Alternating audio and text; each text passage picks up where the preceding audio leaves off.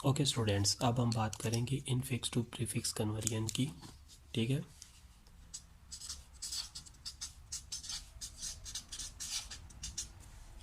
Infix to prefix conversion using stacks. Okay, हमारे पास infix to postfix conversion में जो हमने मेथड यूज़ किया है, इनफिक्स टू प्रीफिक्स में हमारे पास दो मेथड यूज़ होते हैं।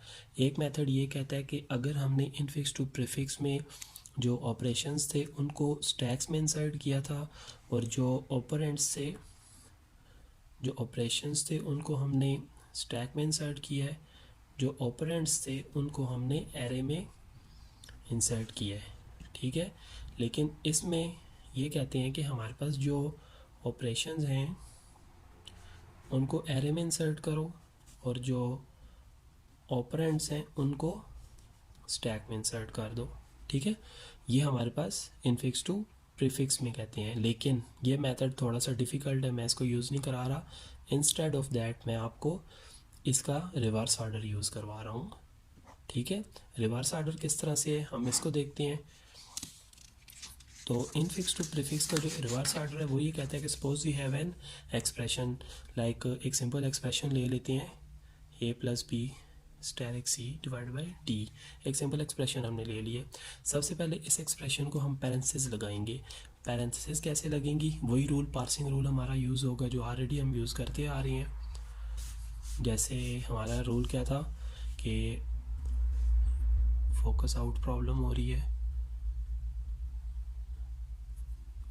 ओके, सपोज करें सबसे पहले यहाँ से हाईएस्ट प्रायोरिटी स्टैरिक है, उसके बाद हाईएस्ट प्रायोरिटी डिवाइड है, और उसके बाद ये हमारा पासिंग रूल से पैरेंथेसिस लग गई हैं। तो सबसे पहले हमने ये करना है, हमने इसको रिवर्स कर लेना है।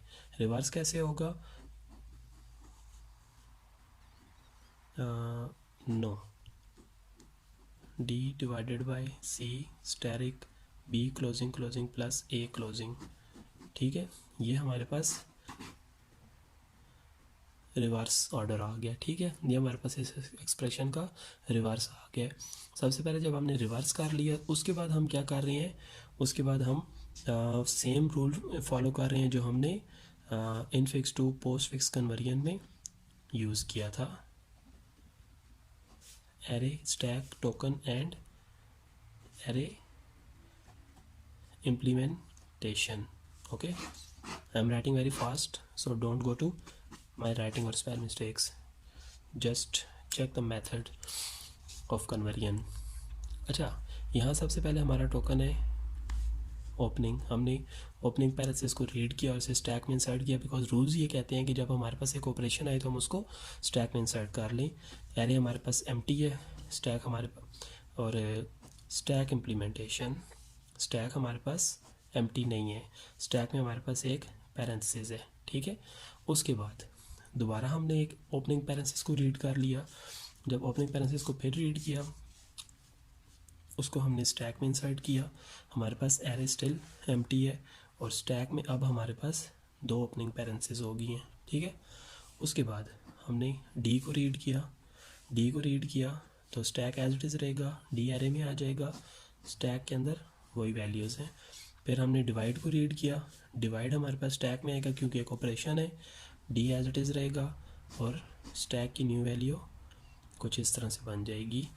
फिर हम ओपनिंग पैरेंथेसिस को रीड कर रहे हैं। ओपनिंग पैरेंथेसिस फिर स्टैक में आ जाएगी, डी एज इट इज़ रहेगा, और यहाँ पे कुछ इस तरह से वैल्यूज़ आ जाएंगी। फिर हमने सी को रीड किया।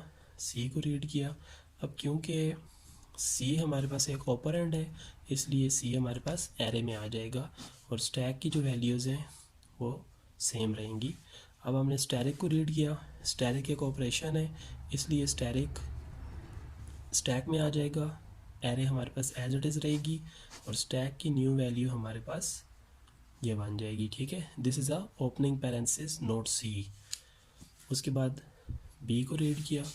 बी को जब रीड किया तो बी क्योंकि एक ऑपरेंड है, इसलिए बी हमारे पास एरे में आ जाएगा। ठीक है, स्टैक की वैल्यू सेम रहेगी। फिर हमने क्लोजिंग पैरेंथेसिस को रीड किया। जब हमने क्लोजिंग पैरेंथेसिस को रीड किया तो क्लोजिंग पैरेंथेसिस का रूल यही कहता है कि जब क्लोजिंग पैरेंथेसिस आ जाए तो ये दोनों आपस में कैंसिल हो जाती हैं और स्टैटिक पॉप हो जाएगा। तो स्टैटिक पॉप होके एरे में ऐड हो जाएगा, ठीक है। तो स्टैक की जो न्यू वैल्यू है वो हमारे पास ये रह जाएगी। उसके बाद एक और क्लोजिंग पैरेंथेसिस आई है। जब एक और क्लोजिंग पैरेंथेसिस आई है तो इस क्लोजिंग पैरेंथेसिस ने जब इसको हम स्टैक में इंसर्ट करेंगे तो ये इन दो वैल्यूज़ को भी कट करके जो डिवाइड है उसको पॉप करके यहाँ ऐड कर देगी। तो हमारे पास स्टैक की न्यू वैल्यू जो है वो अब सिर्फ एक पैरेंथेसिस रह गई है, सिर्फ एक पैरेंथेसिस। अब हम प्लस को रीड करेंगे। जब हम प्लस को रीड करेंगे तो प्लस आपके स्टैक में ऐड हो जाएगा, ये जो है एज इट इज़ रहेगा, और स्टैक की जो न्यू वैल्यू है वो ओपनिंग पैरेंथेसिस और प्लस रह जाएगा, ठीक है। उसके बाद हमारे पास ए है।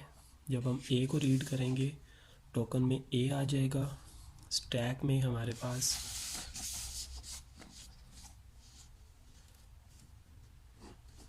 ओपनिंग पैरेंथेसिस और प्लस रह गया, और हमारे पास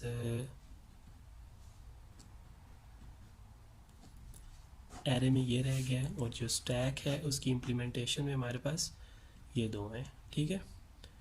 फिर हमने लास्ट क्लोजिंग पैरेंथेसिस को रीड किया। जब हम क्लोजिंग को रीड करेंगे तो क्लोजिंग जो है वो कट करके इस प्लस को पॉप करेगी, और ये plus T C B static divide. अच्छा, उससे पहले ये जो हमारे पास ए था ये ए भी यहाँ पे ऐड हो रहा है, ठीक है। ये हम ऐड लिखना भूल गए थे। अच्छा, उसके बाद प्लस, ये जो प्लस है ये भी यहाँ पे आ जाएगा, ठीक है। अब जो हमारे पास स्टैक है वो एम्प्टी हो जाएगा। अच्छा, हमारे पास जो अभी एक्सप्रेशन आई है वो आई है D C B static divide A plus. अभी हमने इसको दोबारा रिवर्स करना है। जब हम इसको रिवर्स करेंगे तो बनेगी plus A divided static B C D. ये हमारे पास final infix to prefix conversion है। तो इसका जो मैकेनिज़्म है वो ये है,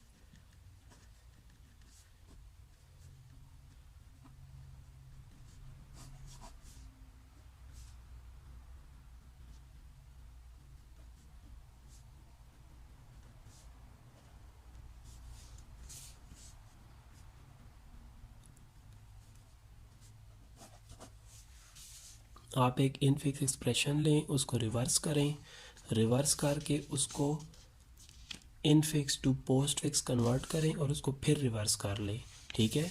तो इस तरीके से आप क्या कर रही हैं, इनफिक्स टू प्रीफिक्स कन्वर्जन कर रही हैं, ठीक है। तो ये एक सिंपल सा मेथड है। आपने इसकी काफ़ी एग्जांपल्स प्रैक्टिस करनी है ताकि आपको इसके ऊपर कमांड हो जाए। Thank you.